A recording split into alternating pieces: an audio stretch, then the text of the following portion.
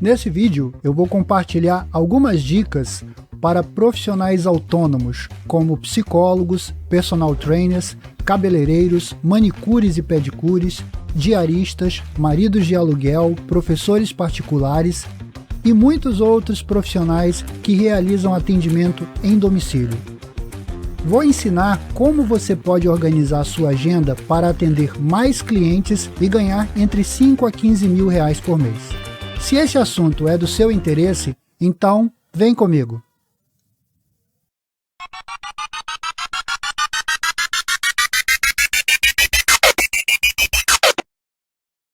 Fala aí, autodidata, tudo numa boa? Eu espero que sim. Bom, esse vídeo ele não vai ser um tutorial, vai ser mais um bate-papo.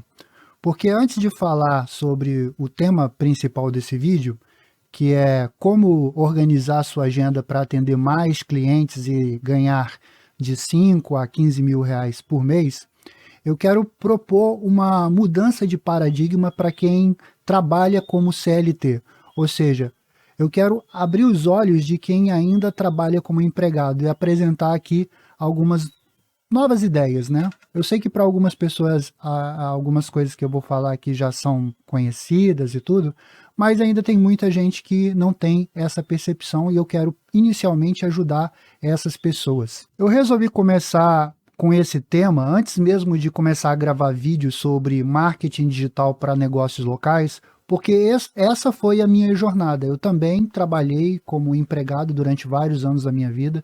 Durante 15 anos eu trabalhei em hotelaria, né? Eu comecei a trabalhar com 14 anos como chapeiro de lanchonete, depois eu fui trabalhar em restaurante como ajudante de garçom, depois eu passei para garçom, e aí eu fui subindo, cheguei até maître, já trabalhando em hotel 5 estrelas, também fui professor dos seus cursos de garçom e barman, porque enquanto eu trabalhava à noite, geralmente eu trabalhava à noite em restaurantes, eu dava aula durante o dia, alguns cursos, eu comecei dando aulas de datilografia, digitação, reforço escolar, então eram coisas que eu fazia paralelamente.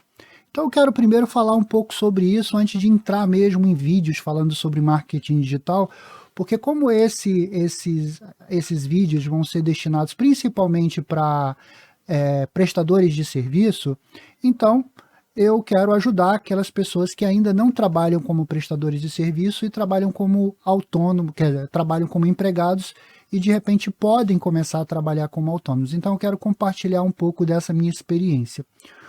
Porque assim, quando você trabalha como empregado em uma empresa, uma das primeiras coisas que você precisa entender, que muitas vezes as pessoas elas falam, é assim, por que parece que eu ganho menos do que eu trabalho? É porque na realidade isso é verdade, né? Mas você precisa entender melhor como é que funciona essa lógica. Eu não sei se você sabe, mas quando você recebe um salário, o teu empregador ele tem que pagar os encargos trabalhistas. E esses encargos trabalhistas, eles giram em torno de 100% do valor do salário. Pode ser de 80% a 110% do valor de um salário.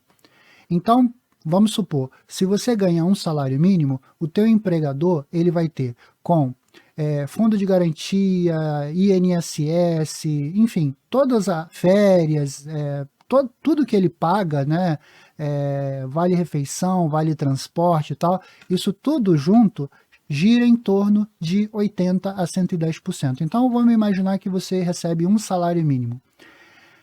Ele vai ter mais um custo de mais um salário mínimo com você, né? Agora, dependendo do tipo de empregador que você tem, a não ser que você trabalhe como empregada doméstica, mas se você trabalha para um comércio, por exemplo, aquela pessoa, ela quer lucro, né? Ela criou um negócio para ter lucro, né? Então, é justo que ele pense o seguinte, eu vou contratar um funcionário que vai trabalhar na minha empresa, mas aqui o trabalho daquele funcionário tem que me gerar lucro.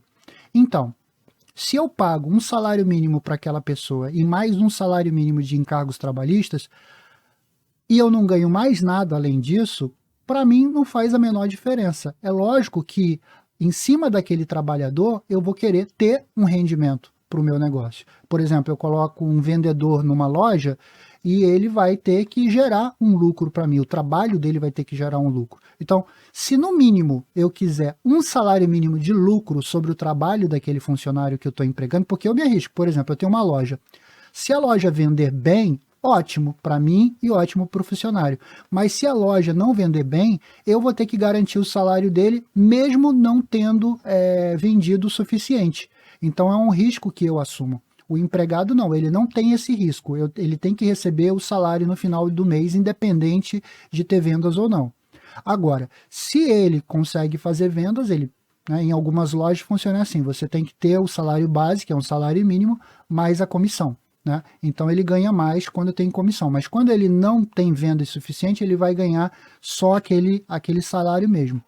Então eu tenho que calcular que pelo menos, fora os custos, eu ainda vou ter que gerar mais um salário mínimo. Ou seja, você vai trabalhar como empregado para gerar 3 salários mínimos para justificar a tua contratação. Então, você de fato só recebe um salário mínimo, mas você tem que trabalhar para valer 3 salários mínimos.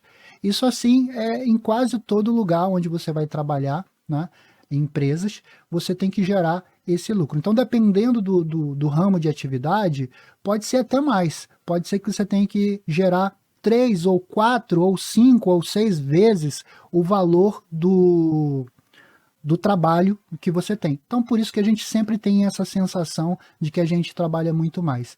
Então, na minha experiência em hotelaria, eu sempre trabalhei muito, né? Fazendo jornadas muito maiores do que está ali na CLT, porque a gente sabe, quem é da hotelaria sabe, que você vai ali, assina o caderno lá de ponto, né? Mas por fora você tem que assinar, né? Senão você não fica na empresa, mas você cumpre uma jornada muito maior. Quando eu parei com a hotelaria na época, eu trabalhava em hotel, evidente eu não vou citar o nome, eu era maître lá, o meu horário de expediente era de 7 da manhã até 3h30 da tarde, né? Tirando ali o tempo de almoço. Mas eu tinha que chegar lá por volta das 6 horas da manhã para os preparativos, né? Mas eu batia o ponto 7 horas. E muitas vezes, esse hotel, ele além de ser um resort, ele também era um hotel de convenções. Então tinha muitas convenções lá e, enfim. Às vezes eu chegava numa segunda-feira para trabalhar e o gerente do hotel, olha, avisa lá na tua casa que você só vai voltar no domingo. Ou seja, eu ia passar a semana toda dormindo e trabalhando e dormindo lá no hotel. Então, às vezes eu cumpria uma jornada de acordar às 6, 6h30 da manhã, 6 horas da manhã normalmente, e ficava até meia-noite não, até 1, 2 horas da manhã e dormia 4 horas por dia, trabalhando numa jornada, então, assim, de 20 horas direto. Né? Só que, pelo menos, tinha essa vantagem, eu recebia muita hora extra. Até aí tudo bem, né? Trabalhar mais e ganhar mais, para mim não vejo problema, né? Em muitos países a jornada de trabalho é muito maior do que aqui no Brasil, inclusive férias. No Brasil nós tiramos um mês de férias, eu acho que no Japão é só uma semana, nos Estados Unidos são 2 semanas. Aqui no Brasil que a gente tem essa mordomia de tirar um mês de férias, né? Então a gente está acostumado com uma coisa mais tranquila, mas em outros lugares isso daí o pessoal trabalha muito. E não tinha problema cumprir essa jornada. Só que aí o hotel ele resolveu fazer o seguinte, quando tinha convenções, a gente trabalhava que nem maluco, né, durante uma semana inteira, mas aí quando não tinha convenções, agora você vai ficar alguns dias em casa para compensar essas horas extras. Então é claro que eu preferia receber as horas extras, né, em dinheiro, do que receber folga.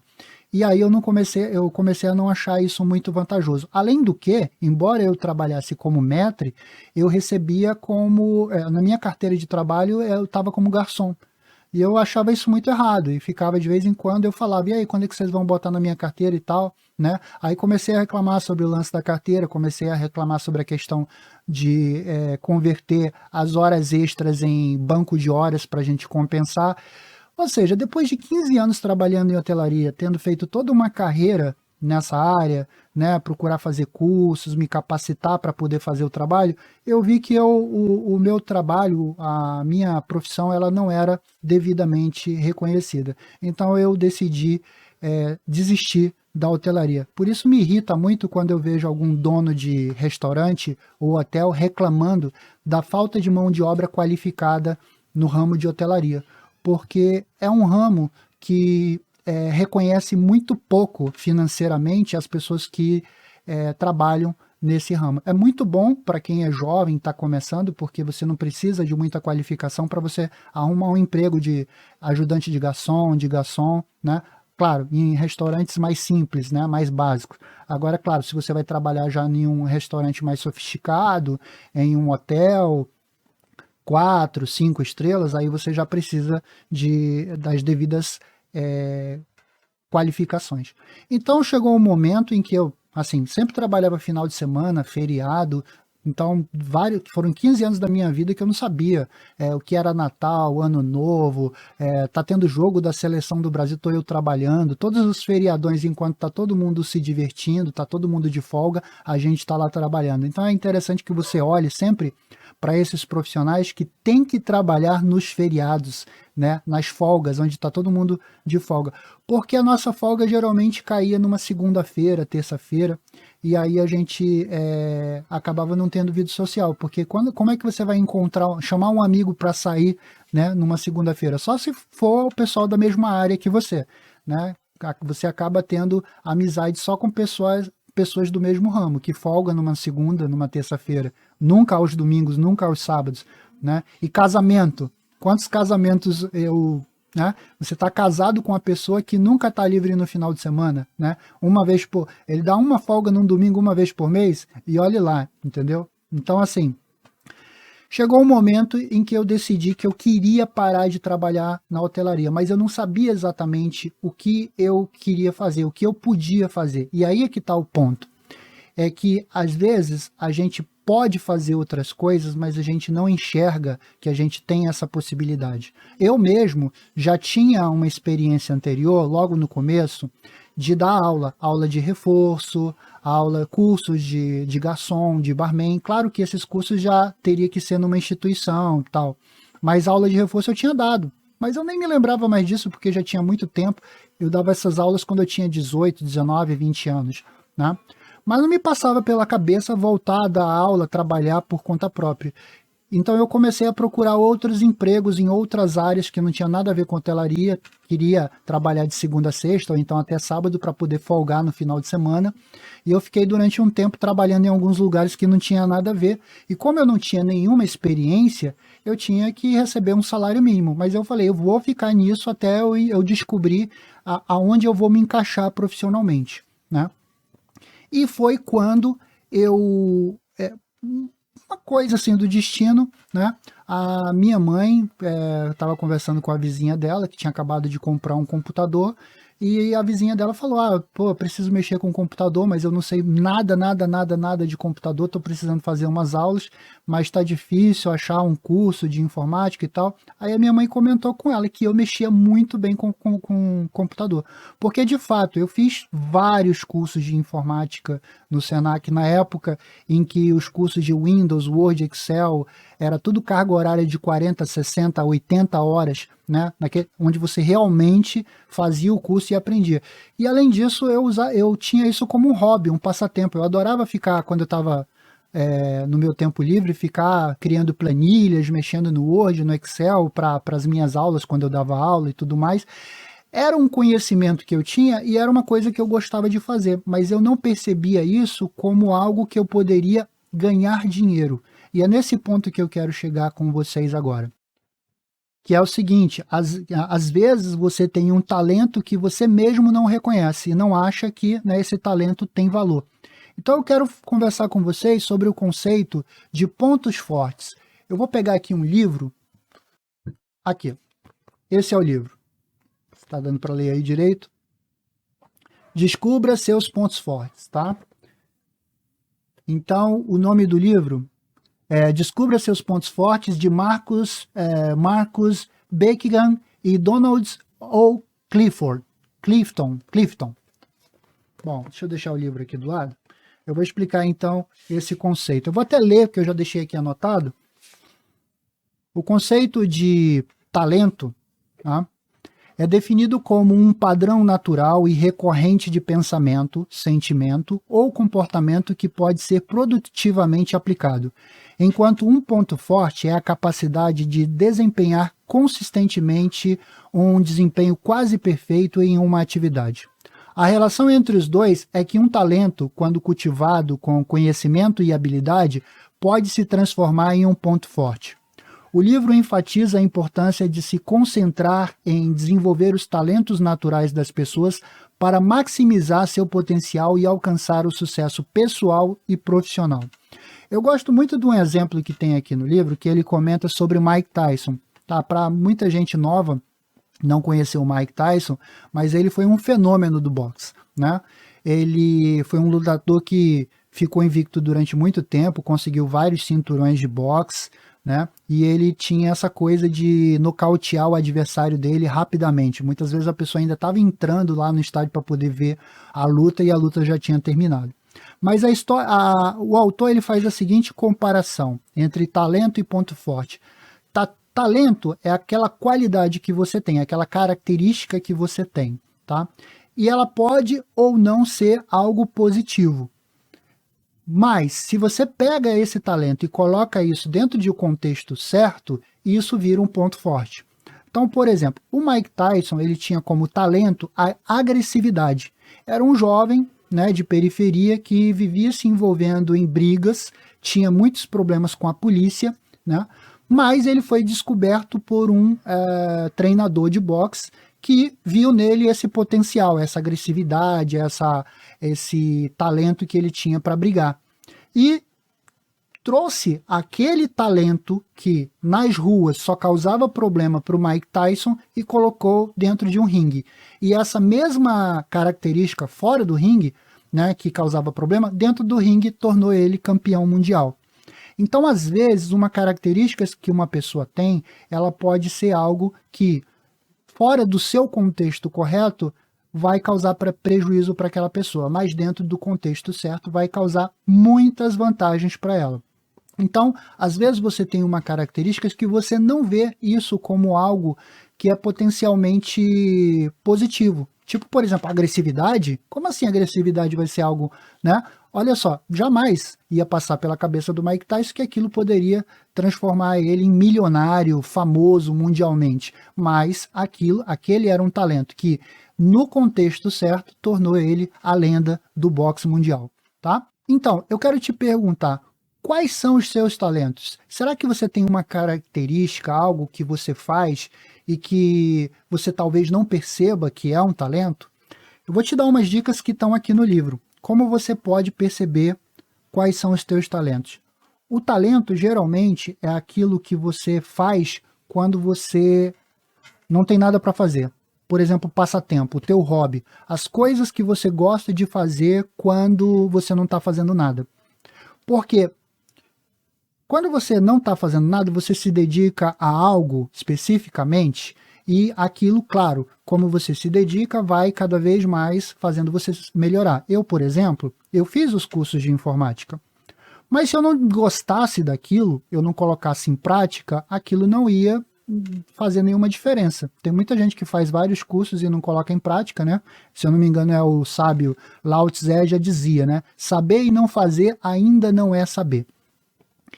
Então, eu fiz os cursos, mas no meu passatempo em casa eu gostava de ficar criando, mexendo planilha. Tudo que tinha alguma coisa que eu tinha que organizar, eu fazia planilhas, organizava em planilhas e mexia com Word, com PowerPoint, fazia aquelas apresentações de slide para fazer mensagens. Eu tive uma agência de telemensagem durante um tempo, então eu fazia aqueles vídeos, eu montava os slides no PowerPoint, fazia vídeos e criava mensagens para enviar. Na época que a gente na agência de telemensagem fazia mensagens personalizadas para enviar para as pessoas.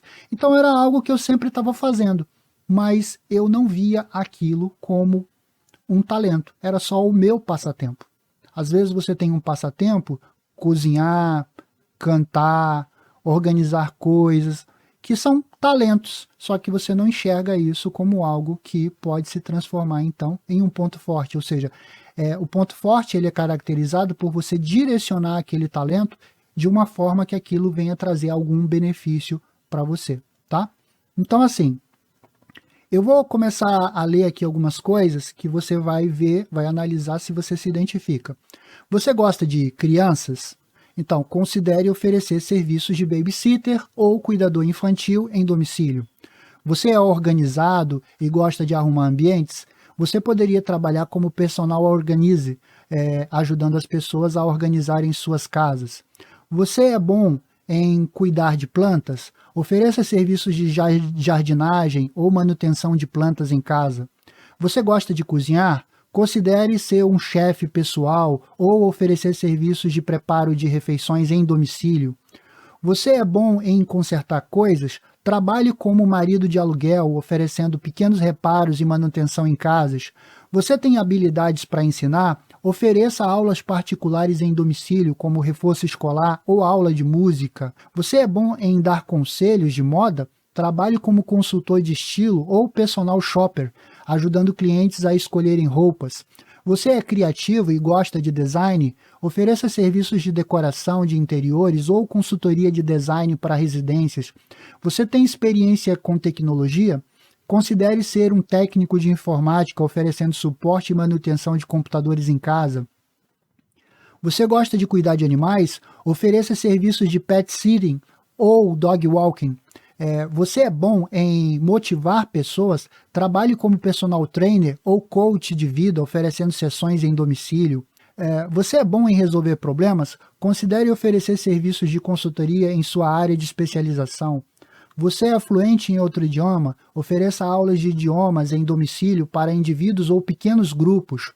Você tem uma boa habilidade de comunicação? Trabalhe como consultor de comunicação ou relações públicas, oferecendo serviços personalizados. Você gosta de organizar eventos? Ofereça serviços de planejamento de eventos ou coordenação de festas em casa. Você tem habilidades culinárias específicas, como confeitaria? Ofereça aulas de culinária ou workshops em domicílio. Você é apaixonado por fotografia? Trabalhe como fotógrafo freelancer, oferecendo sessões fotográficas em casa. Você é especialista em cuidados pessoais? Ofereça serviços de estética, como tratamentos faciais ou massagens em domicílio. Você gosta de carros e tem conhecimento em mecânica? Considere oferecer serviços de manutenção automotiva em domicílio. Então, eu poderia citar uma lista ainda maior, mas eu acho que já deu para entender qual é a ideia aqui, né? Aquilo que você faz por lazer, alguém pode fazer por profissão. Então, é muito comum as pessoas não enxergarem essas habilidades como algo que que ela pode exercer profissionalmente. Eu acho que essa é uma boa ideia para você pensar sobre isso. Então, se você se sente inseguro sobre os teus conhecimentos em alguma coisa, eu vou te dar a seguinte ideia para você pensar. O pouco que você sabe é muito para quem não sabe nada.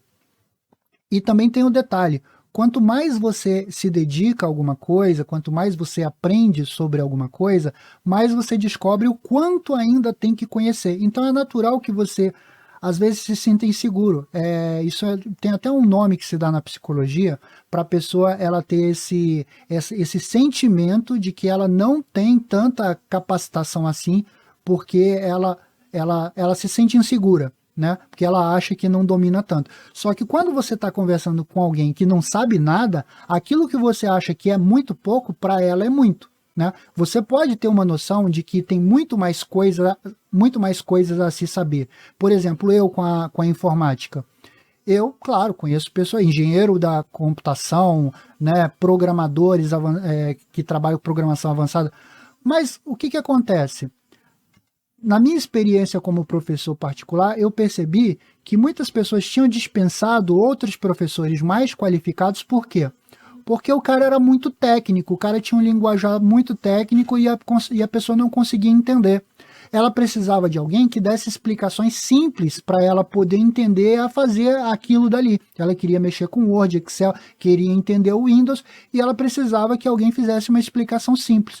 Mas uma pessoa que é muito técnica, às vezes ela está no nível aqui em cima, ela não consegue se comunicar com uma pessoa que está no nível muito baixo. Mas se tem uma pessoa que está no nível intermediário, ela tem mais facilidade de se comunicar com essa pessoa do que essa outra que está lá em cima. Então, às vezes, isso que você vê como um obstáculo, na verdade pode ser visto como uma vantagem, porque você tem mais identificação com essa pessoa, você conhece mais as dificuldades dela, que ela pode ter com aquele aprendizado, do que aquela pessoa que já superou essas dificuldades há muito, muito tempo, tá bom? Ok, agora eu vou entrar em uma outra parte, eu quero apresentar aqui para vocês umas planilhas que eu criei, né, para a gente começar aqui a desenvolver um pouco mais as nossas ideias sobre essa questão. Aqui eu estou começando sobre o mercado de trabalho tradicional, né? Quando a gente trabalha como empregado, cumprindo uma carga horária semanal de 44 horas, aqui ó, 8 horas de segunda a sexta, mais 4 horas no sábado, isso é o padrão, tá? Pode ser que para você seja um pouco diferente disso, mas é o padrão. Então, quer dizer que você cumpre 44 horas por semana. Aqui eu tenho 28 dias e mais 2 dias, mais 30 dias. Então, somando tudo, eu tenho 192 horas mensais. Então, essa é a carga horária de trabalho que um trabalhador comum, trabalhador médio, ele cumpre por mês. Agora, se eu pegar um trabalhador médio e dividir o salário dele por 192 horas, eu vou ter aqui R$ 7,35 por hora. Esse é o valor da sua hora de trabalho. Tá bom?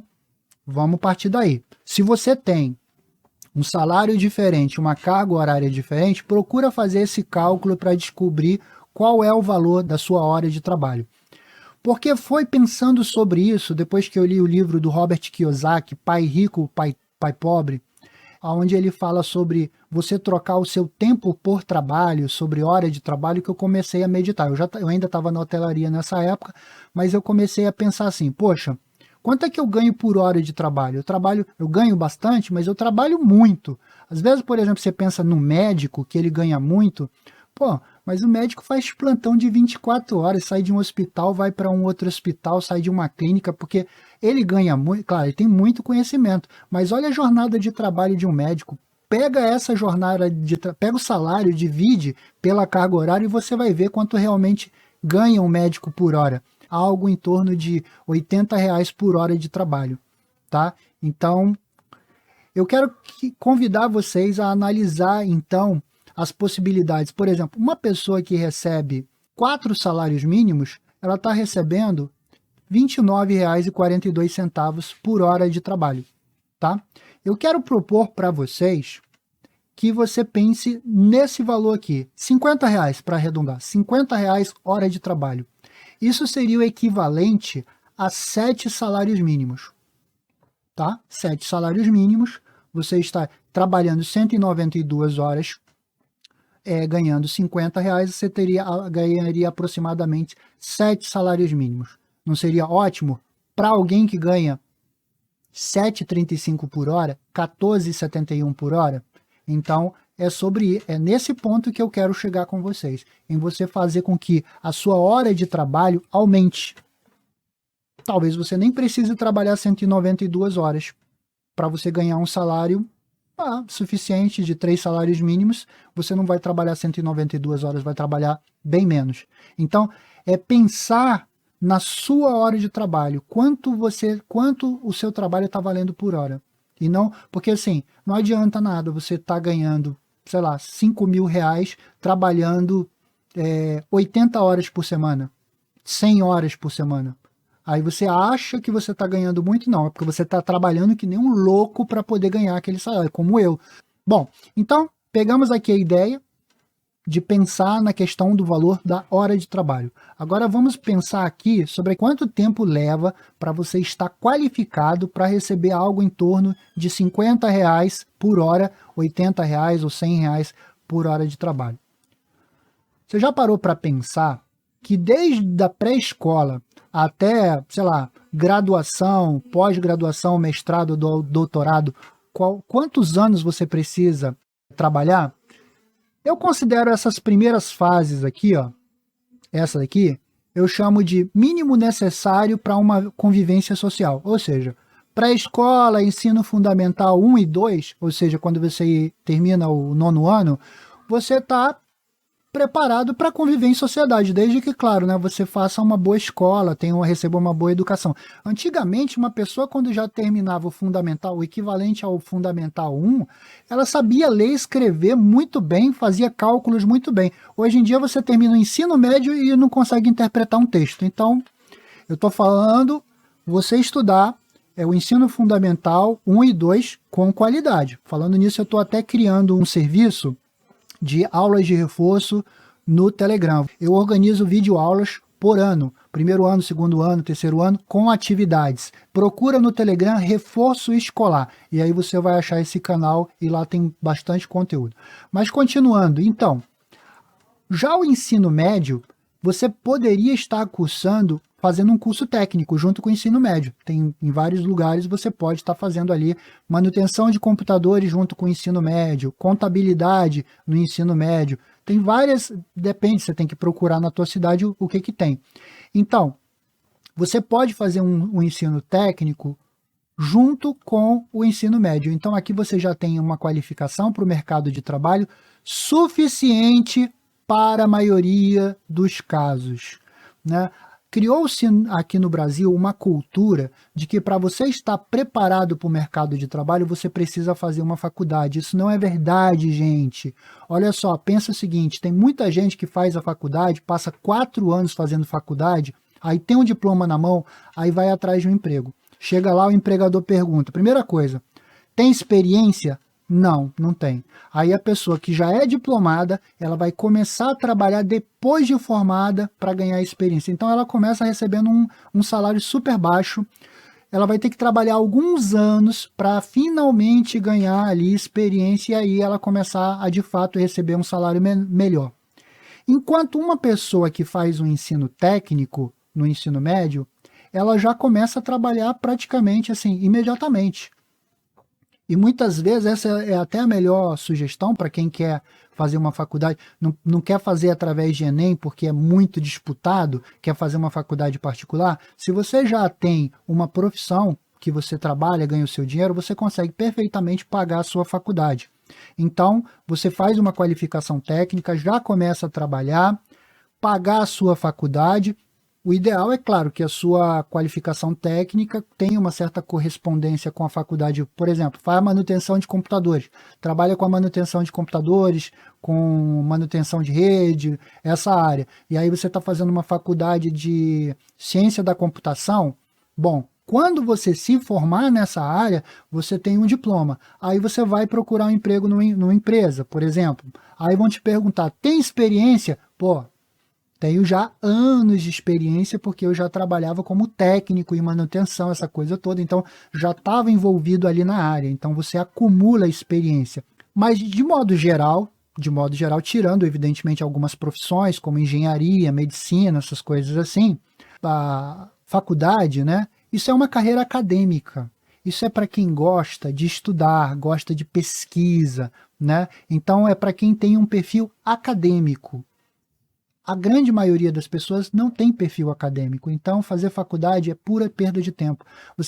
Todo mundo conhece alguém que tem um diploma e que não trabalha na área que se formou. O diploma está lá na gaveta, entendeu? A pessoa se formou em administração, trabalha como Uber. Gastou dinheiro, gastou tempo, sabe? Para fazer uma ideia de que é obrigatório fazer faculdade e não é. Então isso daí depende muito do seu perfil. Se você tem um perfil de gostar de pesquisa, de gostar de estudo, essa coisa toda, aí você tem um perfil acadêmico, pode ser interessante sim você fazer isso. Mas se não é o caso, não vale a pena, tá bom? Agora voltando aqui à nossa ideia. Então quer dizer aqui, ó, pré-escola 2 anos, ensino fundamental 9 anos, ensino médio 3 anos, graduação 4, 5 anos, dependendo do curso, pós-graduação 1, 2 anos de especialização, 2 anos de mestrados, 3 a 5 anos doutorado. Total aproximado entre 21 a 26 anos, dependendo da duração dos cursos, graduação, tá? De preparação, né, para o mercado de trabalho. Claro que tem que tirar desse período aqui, isso aqui que eu considero, como o próprio nome diz, fundamental, né? Você vai aqui 9 mais 2, 11 anos, então desses 21 anos, você tira 10 anos. Entre 10 a 16 anos, realmente, Aqui sim, eu já considero capacitação para o mercado de trabalho. Agora, você se conscientizou de que talvez não seja uma boa seguir por esse caminho e que você quer se tornar um autônomo. Você trabalha como empregado, você descobriu que você tem ali um talento e que esse talento pode ser direcionado para que você faça um trabalho, uma prestação de serviço. Aqui eu vou sugerir que eu vou dar algumas explicações de pacotes de atendimento e para quais pessoas podem servir, tá? Para essas, mas para algumas outras também. Babá, cuidador de idosos, enfermeiro, fisioterapeuta, massoterapeuta, psicólogo, personal trainer, cabeleireiro, esteticista, manicure e pedicure, maquiadora, cozinheira, diarista, faxineira, jardineiro, piscineiro, marido de aluguel, professor particular como eu, técnico de informática. Mas, se você consegue perceber que o teu trabalho, você pode fazer uma prestação de serviço, idealmente fazendo atendimento em domicílio, atendendo o cliente na casa, na empresa dele, no local dele. Por quê? Porque isso valoriza ainda mais o teu trabalho e, além disso, reduz os teus custos. Quer ver uma coisa? Eu já estava dando aula, eu dei aula por 18 anos, né? De 2006 para cá, né? Mais de 18 anos. Eu ainda dou aula, inclusive. Eu tenho alguns alunos que eu ainda atendo. Volta e meia me aparecia algum aluno falando: por que você não monta uma escola de informática? Para pensar um pouco. Para eu montar uma escola de informática, eu teria que alugar uma sala, comprar vários computadores. Então eu iria ficar limitado a um local e dentro de um raio de, sei lá, 5 quilômetros, 10 quilômetros, eu ia ter que encontrar o meu público que tivesse no mesmo nível para fazer um curso básico de Windows, ou Word, ou Excel, ou PowerPoint, ou qualquer outro curso de informática. Ou seja, eu teria que começar me comprometendo com um custo de aluguel, de espaço, de equipamentos para eu poder exercer o meu trabalho. Agora, eu atendendo o cliente em domicílio, eu não preciso nem de sala, nem de equipamento, porque eu vou dar aula no próprio equipamento dele, o que é muito melhor para o aluno estudar no seu próprio computador. Então, eu nem tinha que alugar um espaço, nem tinha que comprar um equipamento, e além disso, eu cobro mais caro porque eu atendo o cliente na comodidade da casa dele, ou seja, ele não vai ter que gastar tempo para ir até a escola, voltar da escola e também a despesa de transporte, seja de carro ou de ônibus ou de Uber, sei lá o quê. Então, como ele não vai ter essas despesas e além disso tem a comodidade dele estar sendo atendido em sua própria casa, eu posso cobrar um valor extra. Então, eu não me comprometo com esses custos, mas eu ainda posso cobrar mais. Essa é a ideia, você atender o cliente em domicílio. Então, mesmo, por exemplo, um cabeleireiro, imagina, aluga um salão, compra cadeira, espelho, balcão, cara, pega isso tudo, bota numa mochila, né? E vai atender a pessoa em casa. Ela ainda vai se sentir mega super importante, porque ela está sendo atendida em casa. O cabeleireiro está atendendo ela em casa, cortando o cabelo dela em casa. É claro que eu não vou cobrar, sei lá, R$50 do corte de cabelo, eu vou cobrar 100, porque eu estou indo na casa dela. Entende? Então, e outra coisa, a pessoa corta o cabelo uma vez por mês. Então, eu já coloco na minha agenda, uma vez por mês eu vou atender esse cliente. Aí a gente vai chegar no ponto de como criar pacotes para poder oferecer. Cabeleireiro, esteticista. Eu conheço aqui no Rio, onde eu moro, pessoas que não saem de casa sem que a maquiadora tenha feito a maquiagem e o cabelo dela. Então, a maquiadora vai na casa 2 vezes por semana e faz o cabelo, faz a maquiagem para ela poder sair de casa, porque é uma empresária, ou porque é uma artista, ou porque é rica e pode, né? Então, ela vai contratar. Então, você precisa entender qual é o mercado que você pode atender e que tem condição de pagar o teu preço para você poder atender. E acredite, dependendo, claro, de onde você mora, existe mercado em quase todas as cidades do Brasil, existe pessoas que têm poder aquisitivo para isso, só não estão encontrando profissionais que saibam se posicionar da maneira correta para eles, tá bom? Então, eu queria passar aqui essa lista, mas isso aqui, como eu disse, pode servir para várias outras profissões, tá bom? Agora vamos passar pensar agora em como colocar isso de uma maneira que você consiga potencializar para você cobrar o melhor preço possível. Mas para você cobrar o melhor preço possível do cliente, você tem que entender alguns conceitos para poder chegar nesse preço. Mas eu vou entrar aqui no final em ganhos e vou te dar um pensamento aqui primeiro. Então eu vou pensar no seguinte, você tem que primeiro pensar pela lógica de quem paga, tá? Pela lógica do contratante, como é que ele pensa para você saber se posicionar da forma adequada para ele. Por exemplo, se eu vou contratar um cuidador de idosos ou uma empregada doméstica, vamos colocar mais ou menos esse mesmo salário, mas eu vou ter os encargos trabalhistas, que eu já falei. Somando o salário com os encargos trabalhistas, eu vou ter um custo de R$ 2.556 por mês. Mas vamos supor que eu não preciso de um cuidador de idosos todos os dias. Eu só preciso desse cuidador 2 vezes por semana. Ou porque eu não quero ter que pagar encargos trabalhistas, por várias razões. Então você tem que pegar a seguinte ideia. Você tem que entender a lógica do contratante. Qual é o custo que ele enxerga? Ele enxerga que ele quer evitar esse custo de R$ 2.556. Aí você vai pegar esse valor e vai dividir por 15 dias. Tá? 15 dias, então esse aqui é o valor base que você vai usar para cálculo. Como é que é esse valor base? Você vai colocar ele bem aqui. R$ 170. Tá? R$ 170. Porque quando uma pessoa ela entrar em contato com você para perguntar quanto é que você cobra, você vai dizer que você cobra R$ 170. Eu até coloquei aqui alguns comentários, ó. Pode ser uma diária, pode ser uma hora, pode ser um serviço, depende da característica do trabalho que você presta, tá bom? Então, no meu caso, seria por hora. Mas presta atenção o que acontece. Você vai dizer isso como um atendimento avulso. Atendimento avulso. A pessoa vai pagar esse valor porque ela quer evitar isso aqui. Aí que vai no ponto que eu quero chegar. Porque não é interessante para você o trabalho avulso.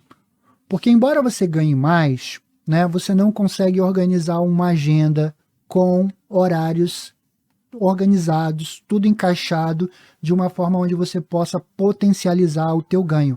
É mais interessante que você cobre menos, mas você possa ter a tua agenda organizada, ter a tua agenda cheia para você potencializar esses ganhos. Então, você vai dizer para a pessoa qual é o valor da tua hora avulso, mas você oferece um pacote que vai dar um desconto para aquela pessoa, por exemplo, de 50%. Quer avulso? Atendimento avulso, babysitter, tá? Vamos só. Babá, os pais precisam sair no final de semana e querem contratar uma moça para ficar com as crianças numa sexta-feira à noite, num sábado à noite e tal. E ela cobra por esse serviço R$ 170. Mas ela pode configurar isso como um pacote semanal. Eu venho uma vez por semana e passo tal, e aí eu te faço isso a R$ 85. Tá? Nesse caso aqui, eu estou pensando, um serviço, que pode ser, como eu disse, uma diária, uma hora, ou um serviço. Não sei, limpar uma piscina, tá? Aqui eu tenho atendimentos por semana, ou seja, esse serviço vai ser, você vai configurar o pacote para 1 ou 2 atendimentos por semana. Depois, atendimentos por mês. Então, eu vou ter aqui 2 vezes 4 semanas, eu vou ter 8 atendimentos por mês. Então, eu vou pegar esses 8 atendimentos, multiplicar por R$ 85, então o valor do meu pacote é 680. Então, ou você me paga por hora avulso, por atendimento avulso, R$ 170, ou você me contrata um pacote de 8 atendimentos por mês a 680.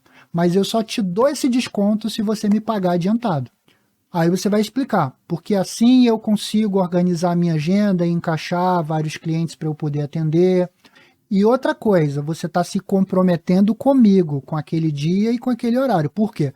Se você desmarcar o atendimento, eu não tenho como encaixar um aluno ou um cliente imediatamente. Então eu vou perder aquele dia. Então, se você desmarca, é por sua conta. Eu já fiz isso de várias maneiras diferentes. Já fiz isso qualquer aula desmarcada é por sua conta. Depois eu comecei a encontrar um ponto mais de flexibilidade. O que eu uso hoje em dia é o seguinte, a minha regra é assim, se você desmarca se você desmarcar em cima da hora, com menos de 24 horas, independentemente, desmarcou com menos de 24 horas, já é por sua conta. Mas, por exemplo, se eu vou na casa do cliente, eu dou a aula para ele, né? E ele me avisa, olha, Guilherme, na semana que vem eu não vou poder fazer aula porque eu vou viajar, eu tenho uma consulta médica, enfim, por alguma razão eu não posso fazer aula. Tudo bem, essa aula vai ser reposta. Eu vou repor essa aula. Mas eu falo para ele o seguinte, você pode desmarcar a primeira aula, fica por minha conta, eu reponho. Mas dentro daquele pacote, se você desmarcar uma segunda vez, é por tua conta. Então a gente divide o prejuízo. A primeira fica por minha conta, se você desmarcar com antecedência, e a segunda fica por tua conta.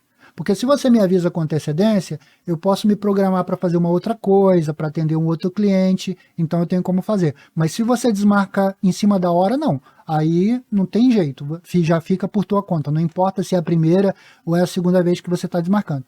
Mas se você me avisa com antecedência, tudo bem, eu me organizo, então a gente consegue fazer dessa forma. Essa foi a melhor maneira que funcionou para mim. Para você, você tem que testar para ver o que funciona e o que não funciona, dependendo da característica do teu negócio, tá bom? Então agora que você já sabe como você pode configurar, primeiro, tem que sempre ter um efeito comparativo. Por quê? Você, eu e todo mundo sempre quer alguma vantagem, né? Quantas e quantas vezes você comprou uma quantidade a mais de algum produto só porque te ofereceram um desconto se você comprasse em quantidade? Todo mundo faz isso, né? Todo mundo compra mais, contrata mais para poder garantir um desconto. Então é extremamente importante que você apresente qual é o valor da unidade, qual é o valor avulso, para efeito de comparação. Porque aí a pessoa vai pensar, por exemplo, a pessoa me liga e eu falo, olha, a minha hora avulso é R$100, mas se você quiser fechar um pacote comigo, eu faço mais barato. No caso, eu cobro um valor menor. Aí a pessoa vai, quase sempre contrata um pacote. Às vezes acontece assim, não, eu quero só uma aula avulso mesmo. Faz uma aula, me paga R$100, tudo bem, né? Mas quase sempre a pessoa acaba contratando o pacote. Então agora vamos para os pacotes, para vocês verem o potencial que a coisa tem, tá? Então, olha só, aqui eu tenho pacotes, eu configurei pacotes de maneiras diferentes, tá? Eu tenho nesse caso aqui um pacote 1, usando como valor de comparação R$100 a hora avulso e dando 50% de desconto, sai por R$50. Então tem duração de um atendimento, tá? Eu vou sempre falar de um atendimento, mas você vai ter que fazer o ajuste. É 1 hora? São 2 horas? O trabalho que você executa dura 1 hora, 2 horas, 3 horas, uma diária? Tipo, limpa a piscina. Você limpa uma piscina, quanto tempo você gasta? 1 hora, 2 horas? Não sei. Então, um atendimento, tá bom? Então, R$50 por um atendimento. 4, no caso, aqui, ó, atendimentos por mês, é uma vez por semana. Então, uma vez por semana, 4 atendimentos no mês, tá? Horas por mês, seriam 4 horas. Então, nesse caso, que eu estou falando de horas, a R$50, eu estou ganhando R$200 no pacote. Eu vou cobrar R$200 o meu pacote. Nesse primeiro pacote aqui. Aqui eu tenho outros que eu vou falar de alguns, não vou falar de todos, mas você tem que procurar qual desses aqui funcionaria melhor para o teu caso. Aqui eu tenho a mesma coisa, só que ao invés de ser 1 hora, eu tenho 1h30. Né? Então 50% de desconto, 1h30, uma vez por semana, que é o que eu uso atualmente, tá? Cada aula minha tem 1h30 de duração, e aí eu tenho 6 horas no mês. Então, 6 horas no mês, eu tenho então aqui, ó, R$75 é o preço por atendimento. E no caso o pacote sai R$300. Aqui eu tenho outro, onde eu já não dou mais, eu também já trabalhei com esse valor, tá? Eu não dou 50% de desconto, eu dou 33% de desconto. Então, ao invés de R$100, fica R$66,67.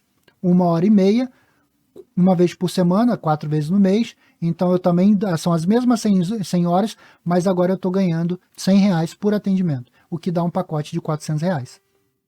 Tá bom? Então, Tem esses outros aqui que você pode ver, então por isso que eu fiz várias configurações diferentes de pacote para que cada um pudesse identificar, né? Dá um print aqui, dá uma pausa na tela e analisa qual desse pacote, ou talvez nenhum deles. Você vai pegar a ideia e encaixar conforme a tua necessidade. Agora vamos ver no que isso pode gerar, tá? Vou aqui em atendimento. Bom, eu vou começar aqui com esse primeiro pacote, que é um pacote de 1 hora de duração por atendimento.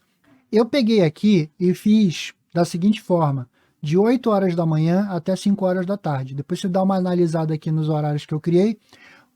Depende muito da cidade onde você mora. Eu aqui no Rio de Janeiro, dependendo, eu faço o seguinte, olha, por isso que eu coloquei aqui regiões. Então, por exemplo, região 1 seria, para quem conhece o Rio de Janeiro, Barra da Tijuca e Recreio. Então, segunda e quinta-feira eu atendo só os clientes da Barra da Tijuca e Rio de Janeiro, porque aí eu não preciso sair da Barra da Tijuca e ir para Tijuca, ou ir para a Zona Sul, lá para Ipanema, Copacabana, o que teria uma distância muito grande. Então eu fico só na região da Barra da Tijuca e Recreio e atendo só ali naquela região.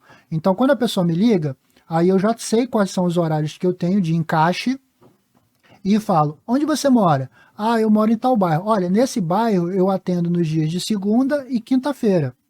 E os horários que eu tenho disponíveis são esse, esse e esse. Geralmente eu não apresento, por mais que eu esteja com todos os horários vagos, por exemplo aqui, ó, vamos supor que eu só tenho um cliente aqui, tá bom? Nesse dia. E a pessoa me liga e fala que mora então na Barra. Aí eu vou dizer para ela, olha, para esses dias eu tenho segunda e quinta, quer dizer, eu atendo segunda e na quinta-feira, mas a minha agenda já está cheia na segunda-feira, eu só tenho atendimento então na quinta-feira. E os horários que eu tenho disponíveis são o horário de 9h30 às 10h30 e o horário de 1 às 2. Mesmo eu tendo outros horários livres, eu vou oferecer para aquela pessoa os 2 horários que estão próximos de um cliente que eu já estou atendendo. Porque assim, ou eu vou atender esse primeiro e depois vou para o outro, ou eu atendo esse e vou para o outro.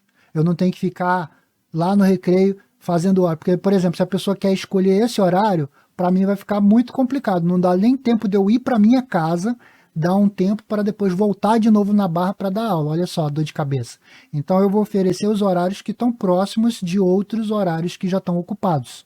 Tá bom? Essa também é uma dica que eu aprendi ao longo do tempo, tá? Então, mas eu não posso nesse horário e nesse horário, tá.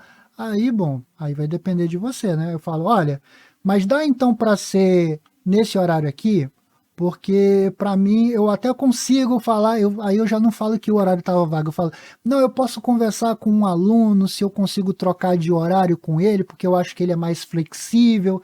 Então, será que dá para você fazer nesse horário ou nesse horário? Esse aqui para mim já não é interessante, eu vou até colocar em vermelho aqui, ó.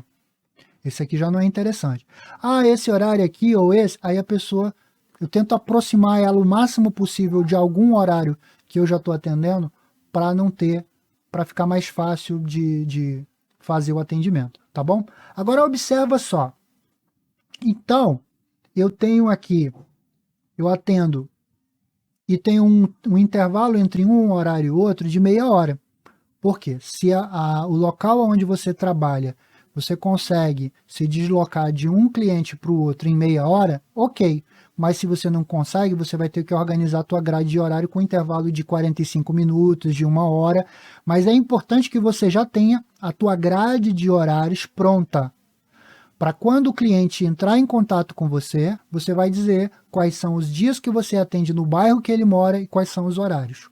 E aí você vai encaixar ele no pacote, tá bom? Ou então na hora avulso, se ele quiser pagar o valor da hora avulso, não tem problema. Mas observa aqui que eu, atendendo de 8 da manhã até 5 horas da tarde, eu cumpri um horário de 33 horas e não 44 horas. Eu estou considerando isso como 44 horas porque o tempo que você leva para sair de casa para ir para o trabalho não conta como trabalho, nem o tempo que você leva para sair do trabalho e ir para casa, certo? Só o tempo que você entra e sai. Então eu não considero o horário que você chega no primeiro aluno, nem o horário que você sai do último aluno. Mas os intervalos de meia hora aqui, ó, meia hora, 1 hora e meia, 2 horas, 2 horas e meia.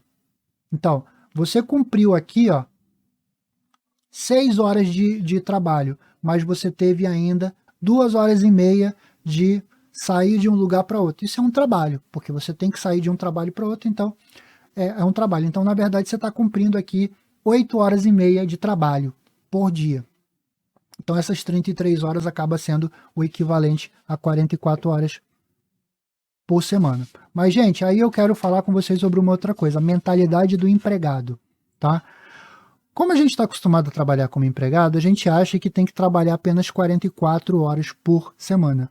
Mas se você está ganhando bem, cara, imagina, eu já trabalhava em hotelaria, eu trabalhava 18, 20 horas por dia, ganhando o equivalente a, sei lá, R$ 20 por hora de trabalho, então acho que talvez até menos, né? Considerando carga horária, ganhava bem, mas se você está ganhando R$ 50 por hora de trabalho, cara, se tá tendo trabalho, principalmente se você é jovem, se você não tem filhos, então assim, aproveita e faz o teu pé de meia, entendeu? Então, por isso que eu deixei aqui essa área pintada de lilás aqui, porque também são horários em potencial que você poderia estar explorando. Teve uma época em que eu trabalhava de 7 horas da manhã até as 10 horas da noite. Mais embaixo eu vou mostrar para vocês qual era a tabela, a carga horária que eu cumpria de trabalho, tá? Mas vamos ficar por aqui por enquanto. Então você observa que se você tem, então, aqui já nessa outra tabela, com pacote de R$ 200, eu tenho 6 clientes por dia, né? 6 clientes vezes 5, 30 clientes, mais 3 clientes que você pode ter no sábado, então são 33 clientes que você tem. Você vai ter uma renda mensal de R$ 6.600. E olha, você está ganhando bem R$ 6.600, mas quanto cada um desses clientes está gastando com você? R$ 200. Olha só o potencial que você tem de ganho aqui, R$ 6.600 por mês. Agora imagine, né, se você ainda, tô com disposição, quero trabalhar, então eu vou encaixar esses horários. Olha o potencial se você disponibilizar os teus horários de 8 da manhã até 8 horas da noite. R$ 8.600.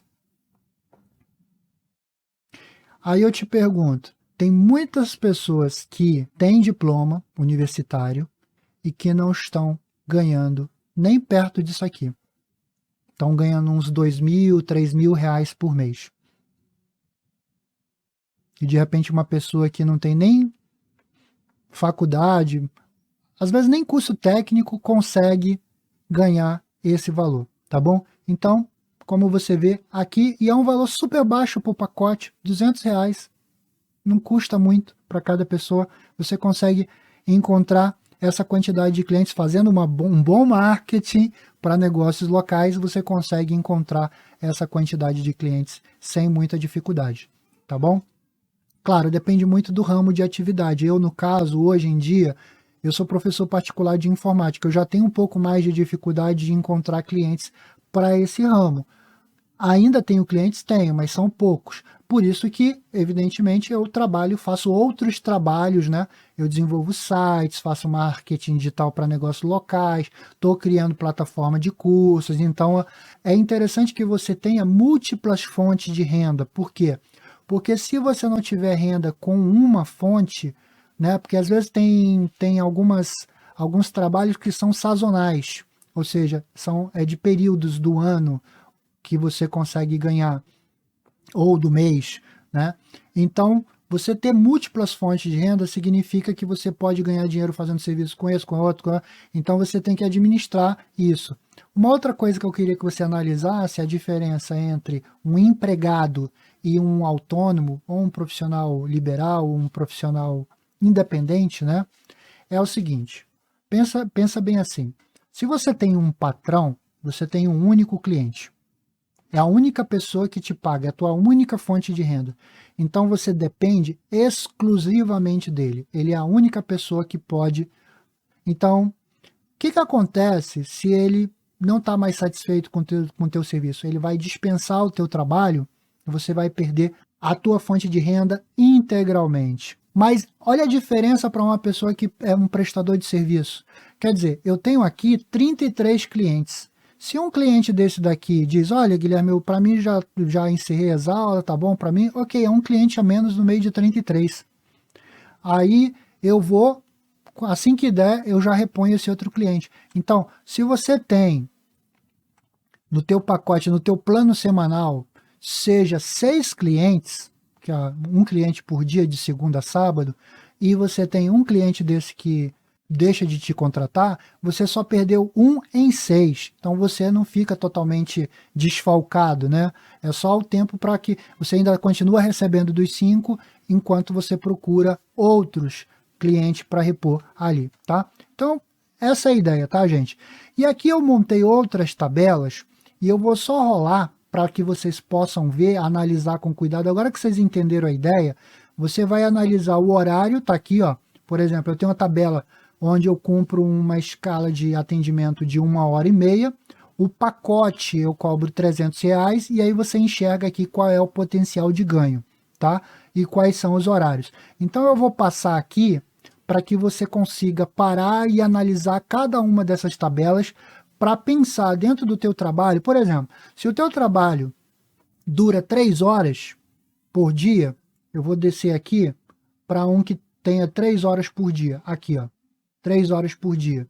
Então, você poderia estar cobrando um pacote de atendimento de R$600. Então, você poderia fazer 2 atendimentos por dia, de 3 horas, e cobrando R$600 de cada cliente. Pacote mensal de R$600. Olha quanto é que você ganha. Você vai trabalhar ali 36 horas, tirando o transporte, né? 36 horas por semana, e você vai tirar 7.200 por mês. Vamos supor, por exemplo, que isso aqui seja limpeza de piscina.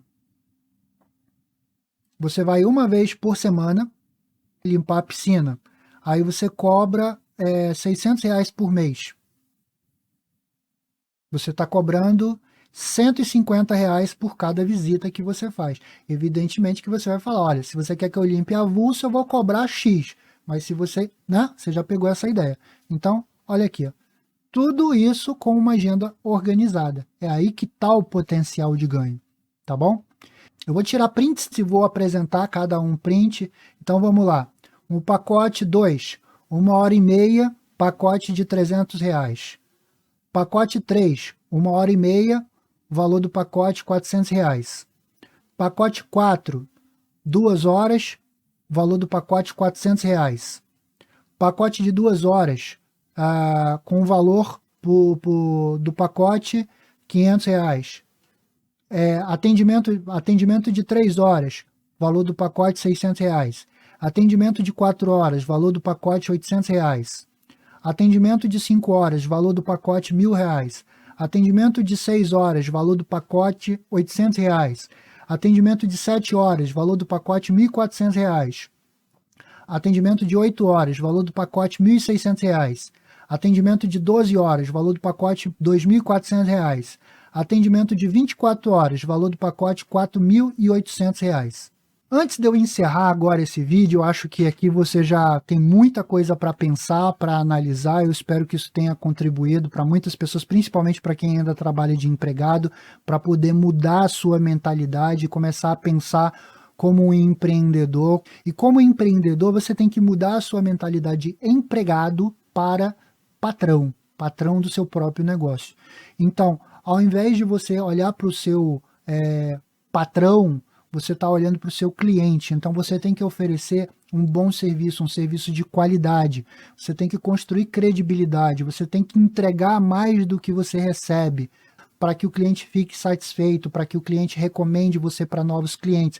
Esse é o melhor marketing que existe, é o boca a boca, é aquele cliente que gosta do teu trabalho e indica para outros clientes. Mas é importante que você contabilize, que aqui, claro que eu não contabilizei isso, como um negócio, você tem custos.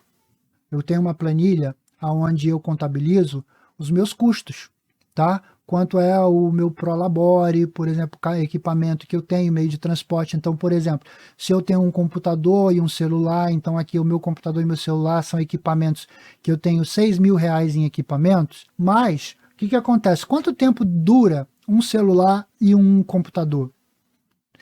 Alguns anos. Então, existe um cálculo para esse tipo de coisa que a gente chama de manutenção e depreciação.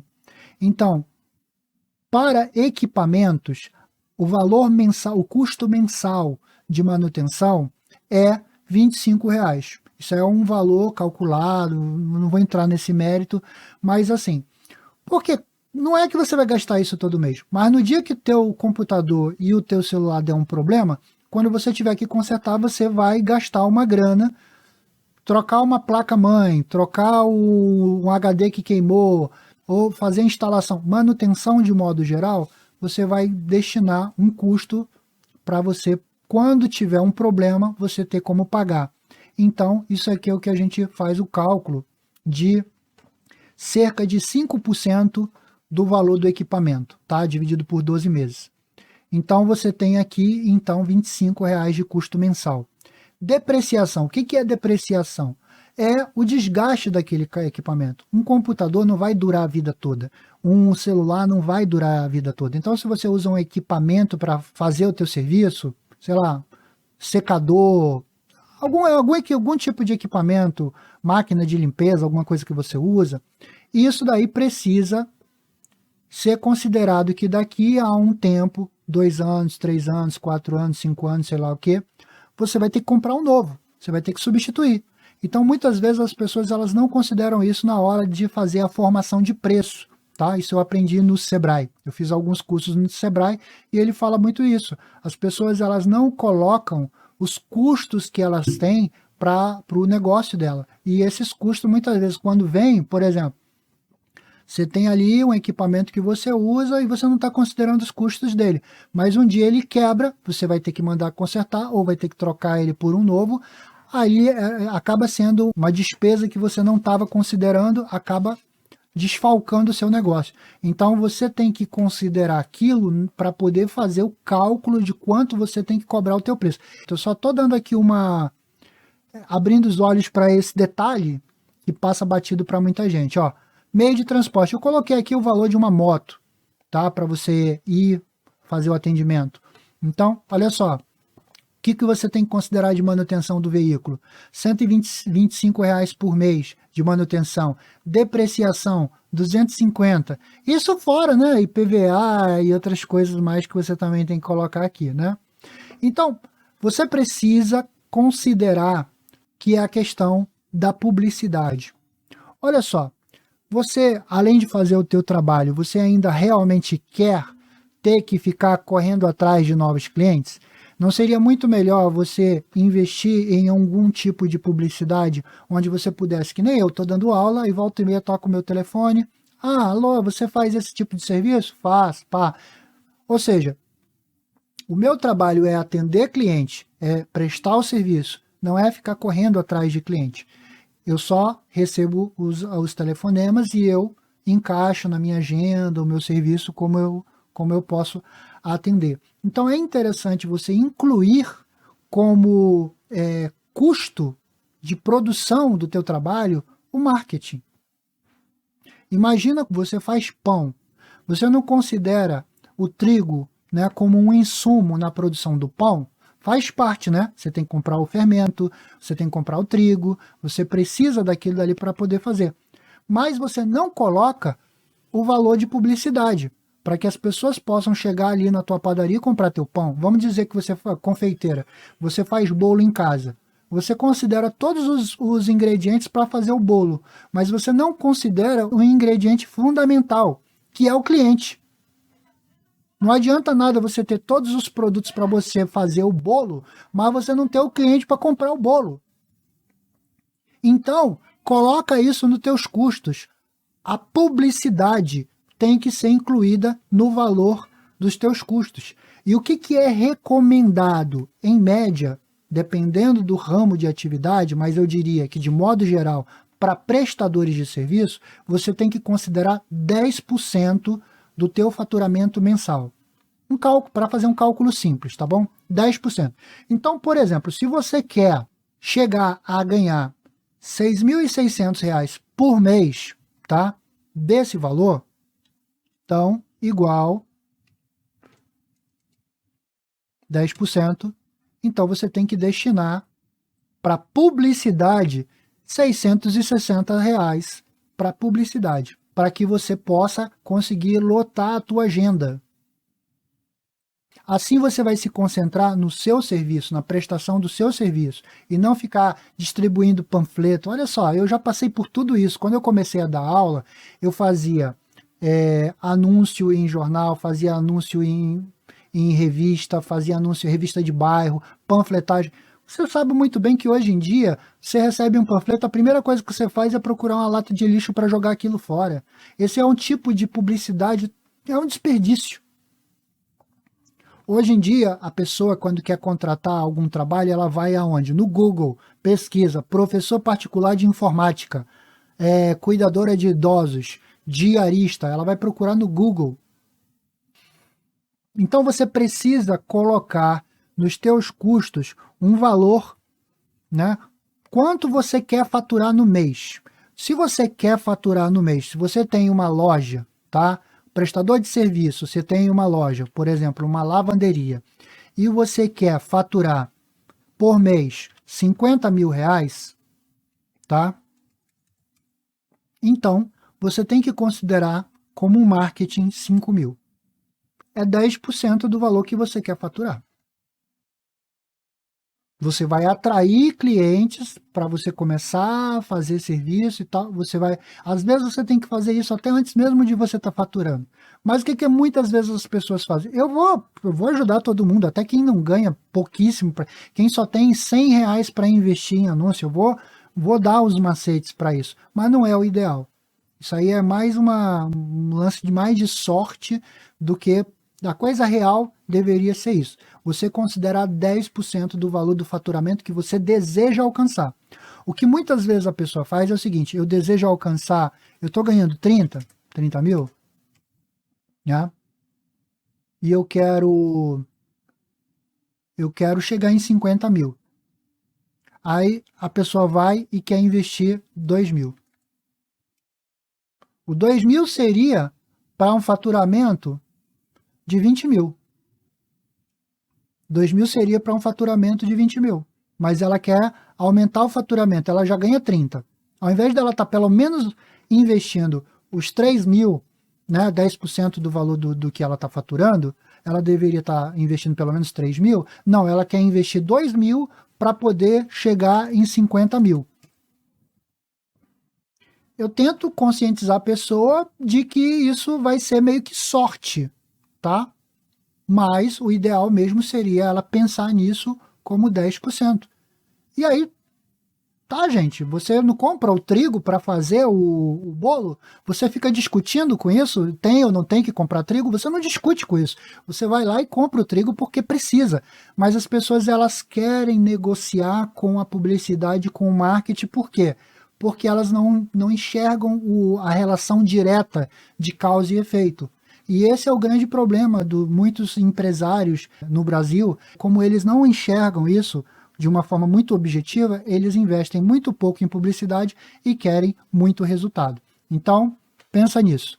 Se você quer um ótimo resultado, como, dependendo do teu trabalho aqui, chegar num faturamento como eu, dando aula particular, eu cheguei a faturar uma média de 6.000 a 8.000 por mês. Então, mas foi trabalhando muito. Acho que foi esse aqui. Eu vou deixar um print aqui na tela do pacote que eu fazia, que eu dava 2 horas de aula e eu trabalhava de 7 da manhã até 10 horas da noite, de segunda a sábado. Ganhava muito bem, mas trabalhava que nem um maluco.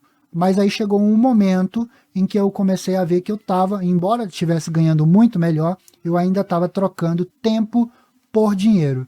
E aí, no futuro, eu quero falar sobre outras possibilidades com vocês. Mas, por enquanto, vamos pelo menos fazer com que a nossa hora de trabalho aumente de 7,35 para pelo menos R$ 50 por hora.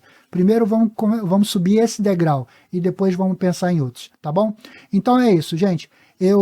Esse vídeo aqui foi bem longo, mas eu acho que se você comparar 1 hora de vídeo, 1 hora e meia, sei lá, de vídeo, com essa jornada que uma pessoa faz de 10 a 15 anos estudando para poder se qualificar e muitas vezes não conseguir nem chegar a R$ 50 por hora de trabalho, eu acho que esse vídeo de 1 hora está te dando muito mais retorno do que qualquer outro curso que você possa fazer, tá bom? Claro, desde que você tenha paciência de ficar comigo nesse vídeo até o final. Então, se você gostou desse vídeo, não esquece de deixar aquela moral para incentivar aqui a produção de novos vídeos. Se ficou alguma dúvida, se você quer compartilhar as tuas experiências, não deixa de usar a caixa de comentários, porque é um local de encontro entre pessoas que estão interessados no mesmo assunto. De repente você pode encontrar aqui outras pessoas que também têm algumas experiências e podem trocar as ideias. Não é só comigo. De vez em quando eu vou estar entrando aqui na caixa de comentários, vou estar respondendo algumas pessoas, mas às vezes você deixa ali o teu comentário, a tua dúvida, vem uma outra pessoa e faz uma contribuição. Então pode ser um bate-papo direcionado muito produtivo para quem está interessado nesse assunto, tá bom? Então, por esse vídeo é isso. Até a próxima. Valeu!